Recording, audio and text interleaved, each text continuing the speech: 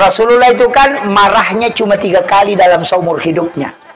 Iya, Nabi itu paling sedikit marahnya. Kalau kita sedikit-sedikit marah. Makanya kalau mau mimpi ketemu Nabi, salah satu amalan yang pernah saya dikasih tahu, jangan marah selama 40 hari. Bisa tahan tidak marah 40 hari? Kalau kita 40 kali malas 1 hari. Kenapa? Nak kasih bangun anaknya. Bangun pergi sekolah. Marah-marah. Sekalinya bangun anak, duduk termenung begini. Berdiri lagi. Pergi mau mandi.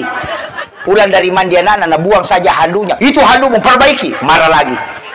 Mau pergi sekolah anaknya, cari bajunya. Di mana memang mau simpan? Kemarin aku suruh ku simpan baik-baik. Sekalinya sore itu cari lagi bukunya. Mana lagi bukumu? Marah lagi. Sekalinya mau berangkat anaknya minta uang, minta lagi uang. Kemarin sudah dikasih uang, mana lagi? Iya, berangkat ke sekolah anaknya kasih keras bunyinya motornya. Itu lagi kasih ribu-ribu motornya. Pulang dari sekolah dia lempar tasnya, dimarahi lagi, disuruh makan, marah lagi. Sudah makan tidak ada cuci piringnya, dimarahi lagi. Sudah itu tidak menyapu, dimarahi lagi. Memang 40 kali marah. Bagaimana bisa ketemu Rasulullah? Itu makanya iblis saja tidak mau dekat, lebih lagi ini orang selalu marah ini. Tidak ada di sini, Bu. Tidak ada. Ada.